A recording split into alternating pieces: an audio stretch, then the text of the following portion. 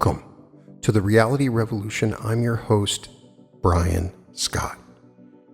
Today we're going to read a short book written by Wallace Wattles, the amazing New Thought writer who wrote one of my favorite books of all time, The Science of Getting Rich. He also wrote The Science of Being Well, The Science of Being Great, a fiction book which I recommend called Hellfire Harrison, another book called A New Christ. Today we're going to read How to Get What You Want. Wallace Wattles was one of the originators of the idea of the law of attraction, and I always found his books to be relevant and well-written and powerful. How to Get What You Want by Wallace Wattles. Chapter 1. Getting what you want is success, and success is an effect coming from the application of a cause. Success is essentially the same in all cases. The difference is in the things the successful people want, but not in the success. Success is essentially the same, whether it results in the attainment of wealth, health, development, or position. Success is attainment without regard to the things attained, and it is a law in nature that like causes always produce like effects. Therefore, since success is the same in all cases, the cause of success must be the same in all cases. The cause of success is always in the person who succeeds. You will see that this must be true, because if the cause of success were in nature, outside of the person, then all persons similarly situated would succeed. The cause of success is not in the environment of the individual, because if it were, all persons within a given radius would be successful, and all success would be wholly a matter of neighborhood. And we see that people whose environments are practically the same, and who live in the same neighborhood, show us all degrees of success and failure. Therefore, we know that the cause of success must be in the individual and nowhere else. It is therefore mathematically certain that you can succeed if you will find out the cause of success and develop it to sufficient strength and apply it properly to your work. For the application of a sufficient cause cannot fail to produce a given effect. If there is a failure anywhere of any kind, it is because the cause was either not sufficient or was not properly applied. The cause of success is some power within you. You have the power to develop any power to a limitless extent, for there is no end to mental growth. You can increase the strength of this power indefinitely, and so you can make it strong enough to do what you want to do, and to get what you want to get. When it is strong enough, you can learn how to apply it to the work, and therefore, you can certainly succeed. All you have to do is learn what is the cause of success and how it must be applied. The development of the special faculties to be used in your work is essential. We do not expect anyone to succeed as a musician without developing the musical faculty, and it would be absurd to expect a machinist to succeed without developing the mechanical faculty, a clergyman to succeed without developing spiritual understanding and the use of words, or a banker to succeed without developing the faculty of finance. And in choosing a business, you should choose the one which will call for the use of your strongest faculties. If you have a good mechanical ability and are not spiritually minded and have no command of language, do not try to preach. And if you have the taste and talent to combine colors and fabrics into beautiful creation in millinery and dress, do not learn typewriting or stenography. Get into business, which will use your strongest faculties, and develop these faculties all you can, and even this is not enough to ensure success. There are people with fine musical talent who fail as musicians, with good mechanical ability who fail as carpenters, blacksmiths, and machinists, with deep spiritually and fluent use of language who fail as clergymen, with keen and logical minds who fail as lawyers, and so on. The special faculties used in your work are the tools you use But success does not depend alone on having good tools. It depends more on the power which uses and applies the tools. Be sure that your tools are the best and kept in the best condition. You can cultivate any faculty to any desired extent. The application of the musical faculty causes in music. That of the mechanical faculty causes success in mechanical pursuits. That of the financial faculty causes success in banking, and so on. And the something which applies these faculties or causes them to be applied is the cause of success. The faculties are tools. The user of the tools is you, yourself. That in you which can cause you to use the tools in the right way at the right time and in the right place is the cause of success, which is this something in the person which causes him to use his faculties successfully.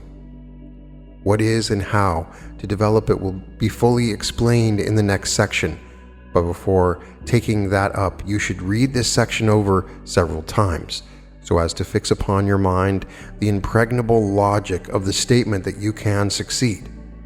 You can, and if you study the foregoing argument well, you will be convinced that you can, and to become convinced that you can succeed is the first prerequisite of success.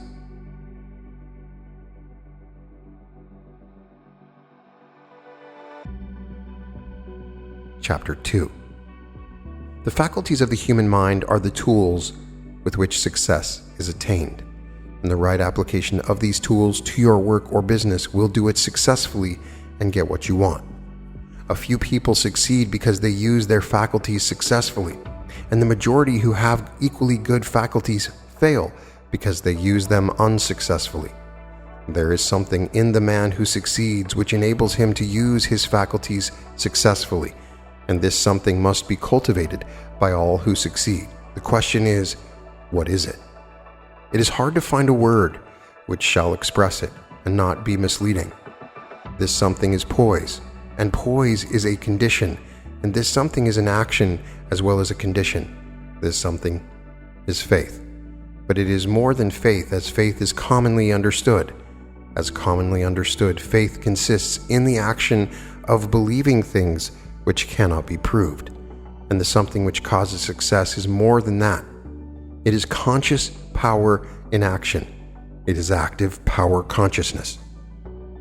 Power consciousness is what you feel when you know what you can do a thing, and you know how to do the thing. If I can cause you to know that you can succeed, and to know that you know how to succeed, I have placed success within your grasp. For if you know that you can do a thing and know that you know how to do it, it is impossible that you should fail to do it if you really try. When you are in full power consciousness, you will approach the task in absolutely successful frame of mind. Every thought will be a successful thought. Every action a successful action. And if every thought and action is successful, the sum total of all your actions cannot be failure.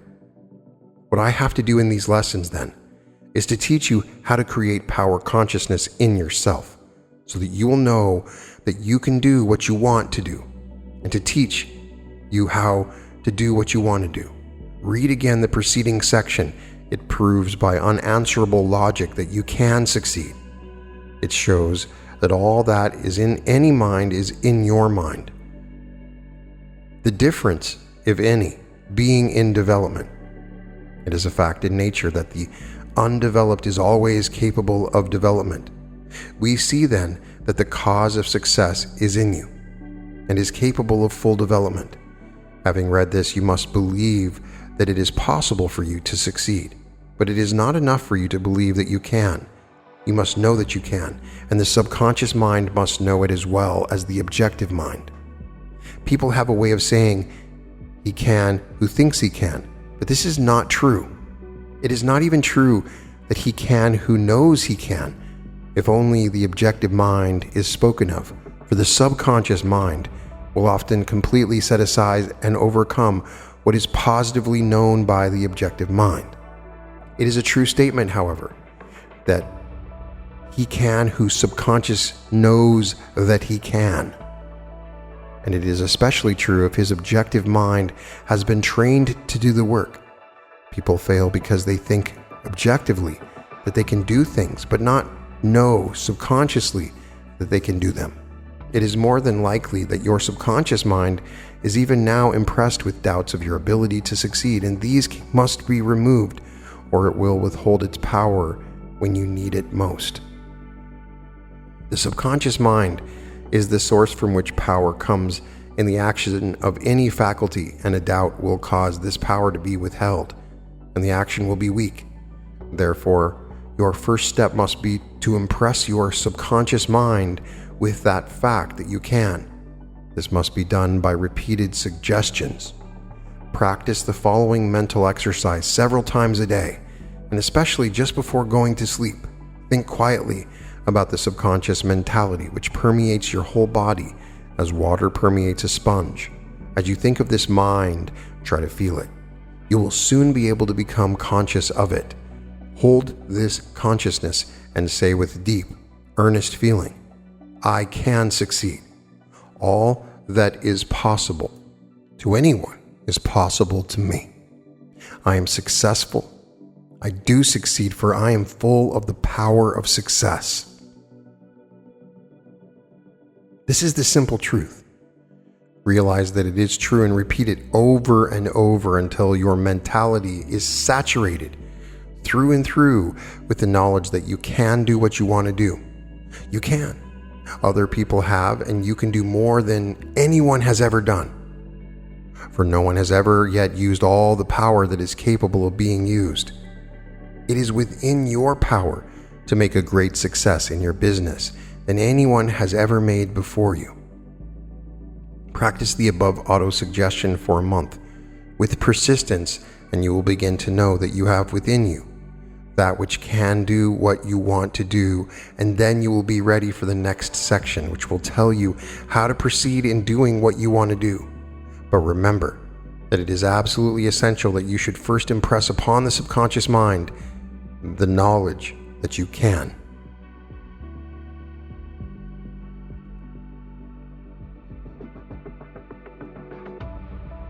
Chapter 3. Having filled your mentality, conscious and subconscious, with the faith that you can get what you want, the next question is one of the methods. You know that you can do it if you proceed in the right way, but which is the right way? This much is certain. To get more, you must make constructive use of what you have. You cannot use what you have not. Therefore, your problem is how to make the most constructive use of what you already have. Do not waste time considering how you would use certain things if you had them. Consider simply how to use what you have. It is also certain that you will progress more rapidly if you make the most perfect use of what you have. In fact, the degree of rapidity with which you attain what you want will depend upon the perfection with which you use what you have.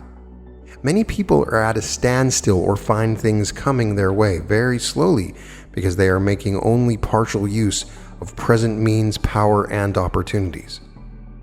You may see this point more plainly by considering an analogy in nature. In the process of evolution, the squirrels developed their leaping power to its fullest extent. Then a continuous effort to advance brought forth the flying squirrel, which has a membrane uniting the legs in such a way to form a parachute and enable the animal to sail some distance beyond an ordinary leap. A little extension of the parachute jump to the flying squirrel produced the bat, which has membranous wings and can fly in continuous flight, produced the bird with feathered wings. The transition from one place to another was accomplished simply by perfecting and extending functions. If the squirrel had not kept leaping further and further, there would have been no flying squirrel and no power of flight. Making constructive use of the leaping power produced flight. If you are only jumping half as far as you can, you will never fly. In nature, we see that life advances from one plane to another by perfecting function on the lower plane. Whenever an organism contains more life than it can express by functioning perfectly on its own plane, it begins to perform the functions of the next higher or larger plane. The first squirrel which began to develop the parachute membrane must have been a very perfect leaper.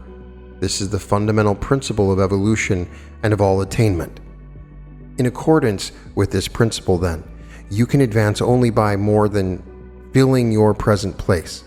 You must do perfectly all that you can do now, and it is the law that by doing perfectly all that you can do now, you will become able to do later things which you cannot do now.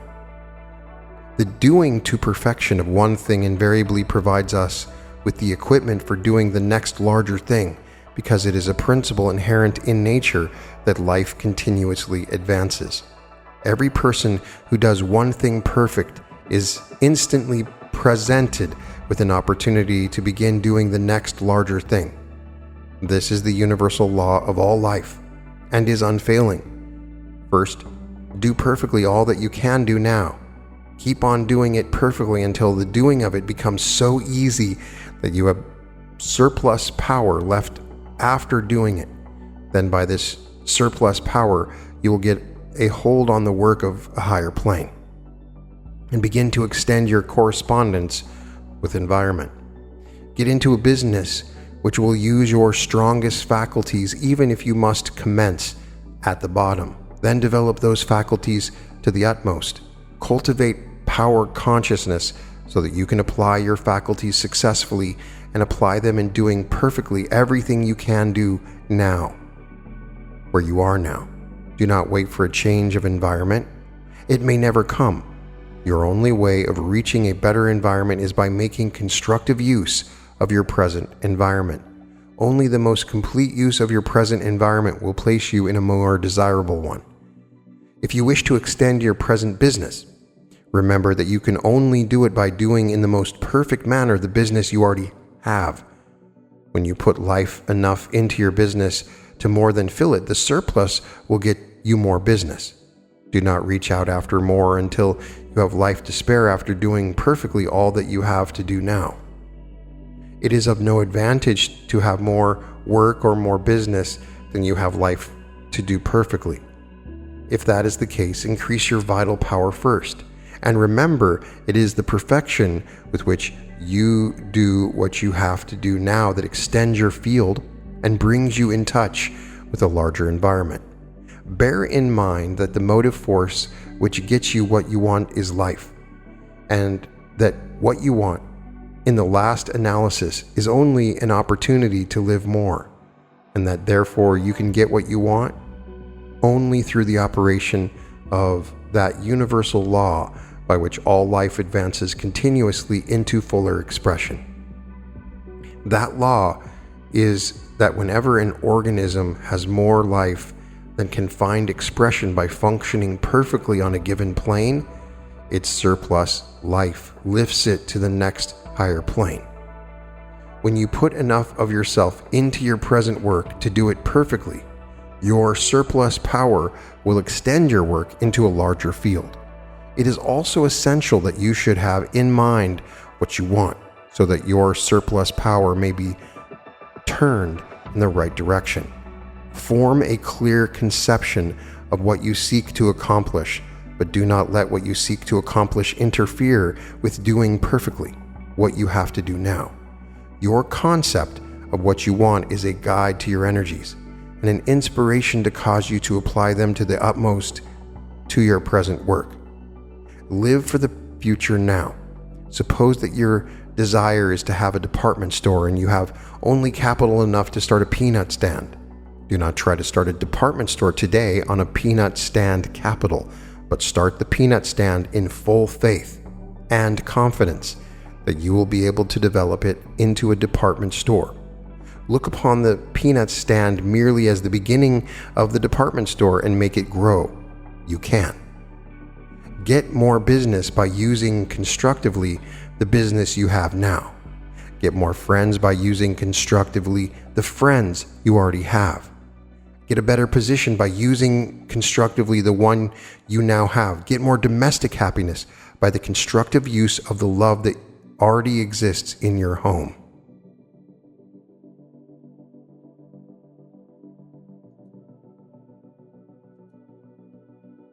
Chapter 4.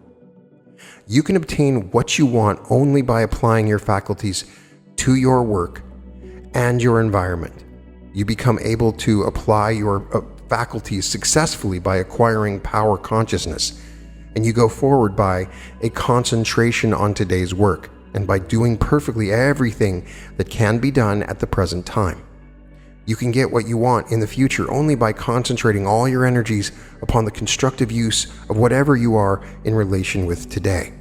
An indifferent or half-hearted use of the elements in today's environment will be fatal to tomorrow's attainment. Do not desire for today what is beyond your ability to get today, but be sure that you get today the very best that can be had. Never take less than the very best that can be had at the present time. But do not waste energy by desiring what cannot be had at the present time. If you always have the best that can be had, you will continue to have better and better things, because it is a fundamental principle in the universe that life shall continually advance into more life and into the use of more and better things. This is the principle which causes evolution. But if you are satisfied with less than the best that can be had, you will cease to move forward. Every transaction and relation of today, whether it be business, domestic, or social, must be made a stepping stone to what you want in the future. And to accomplish this, you must put into each more than enough life to fill it. There must be surplus power in everything you do. It is the surplus power which causes advancement and gets you what you want. Where there is no surplus power, there is no advancement and no attainment.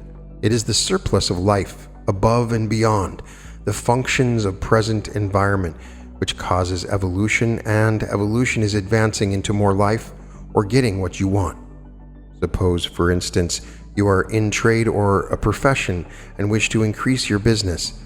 It will not do when you sell goods or service to make the matter a merely perfunctory transaction, taking the customer's money, giving him good value, and letting him go away feeling that you had no interest in the matter beyond giving him a fair deal and profiting thereby. Unless he feels that you have a personal interest in him and his needs, and that you are honestly desirous to increase his welfare, you have made a failure and are losing ground. When you can make a customer feel that you are really trying to advance his interests as well as your own, your business will grow. It is not necessary to give premiums or heavier weights or better values than others give to accomplish this. It is done by putting life and interest into every transaction, however small.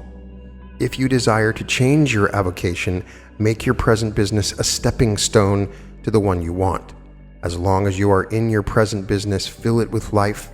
The surplus will trend toward what you want. Take a live interest in every man, woman, and child you meet in either a business or social way, and sincerely desire the best for them. They will soon begin to feel that your advancement is a matter of interest to them, and they will unite their thoughts for your good. This will form a battery of power in your favor and will open ways of advancement for you.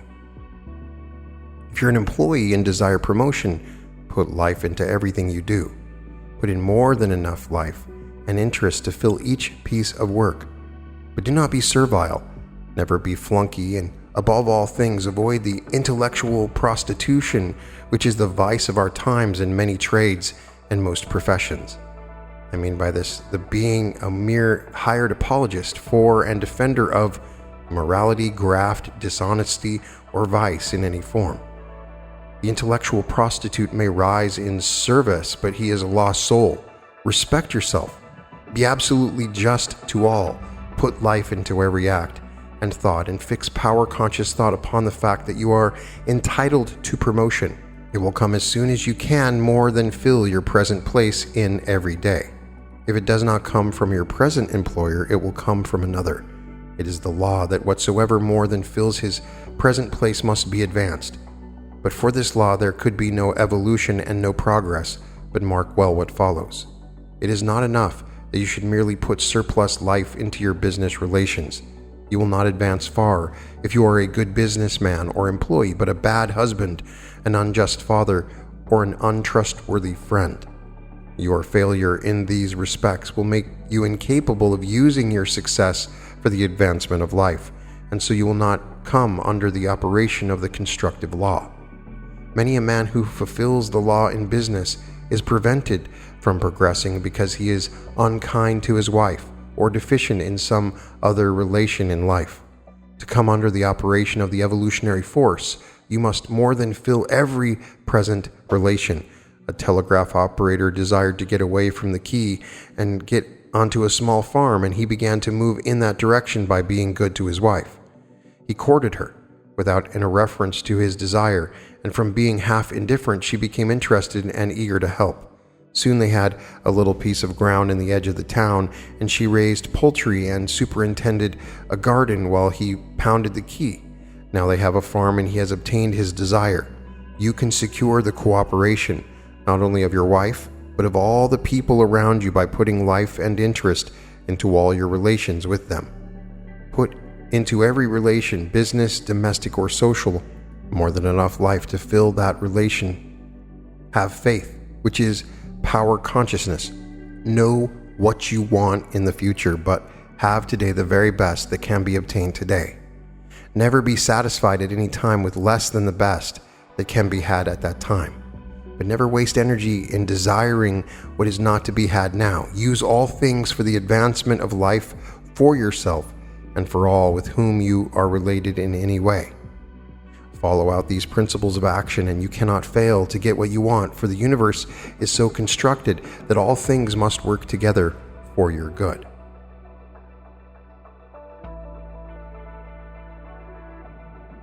Chapter 5.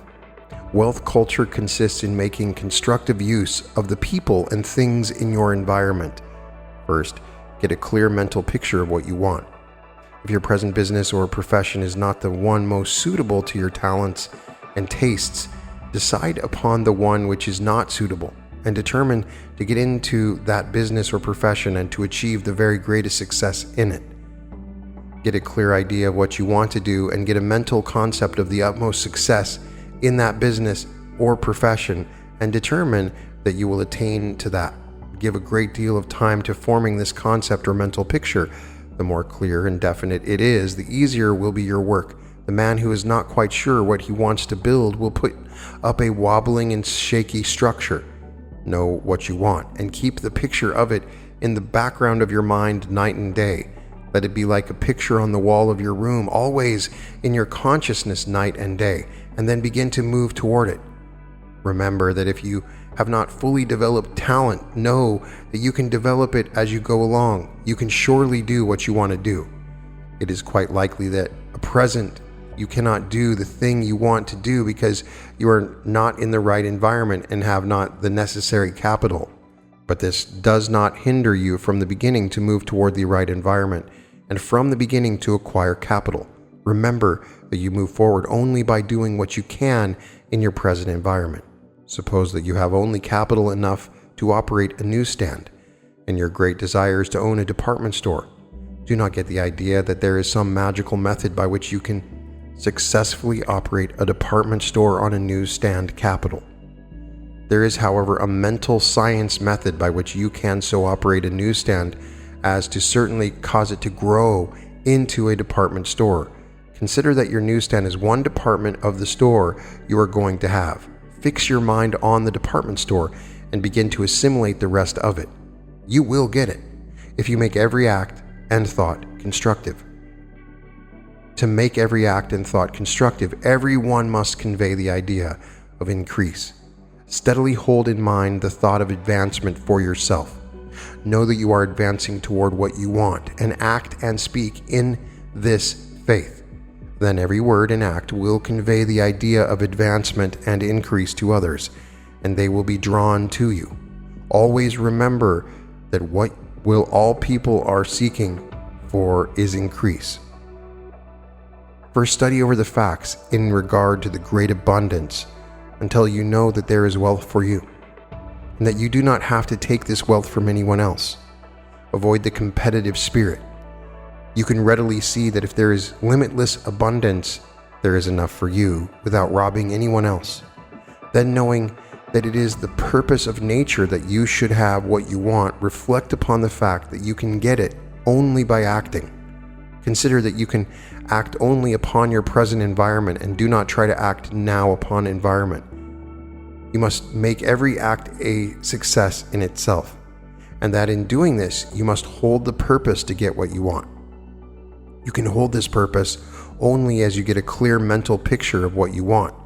Be sure that you have that. Also remember that your actions will not have dynamic moving power unless you have an unwavering faith that you get what you want.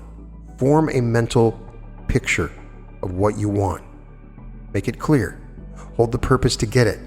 Do everything perfectly, not in a servile spirit, but because you are a mastermind. Keep unwavering faith in your ultimate attainment of your goal, and you cannot fail to move forward. And this concludes How to Get What You Want by Wallace D Wattles. Sort of an obscure book I had not heard of, and it's very simple. It's an important reminder. Sometimes when we talk about success and effectiveness in using these techniques, it is good to continually remind us to go back to the fundamentals, just like I was taught when I learned basketball. You got to go to the fundamentals. And so we start out in the first chapter and we get the idea that we must take advantage of our faculties. There's something about you, that a specific faculty that you have that will help you to be successful to get what you want. Perhaps you have a musical faculty or a writing faculty. There's something that you do that's specific to you, that's special for you, that you are created for. And if you can apply this faculty, you should know that all things are possible. Developing this faculty is essential, according to Wattles. Then we get the idea that you can do it. It's important to understand that all things are possible. To reach this power consciousness that Wattles is talking about, you must come to embrace your power.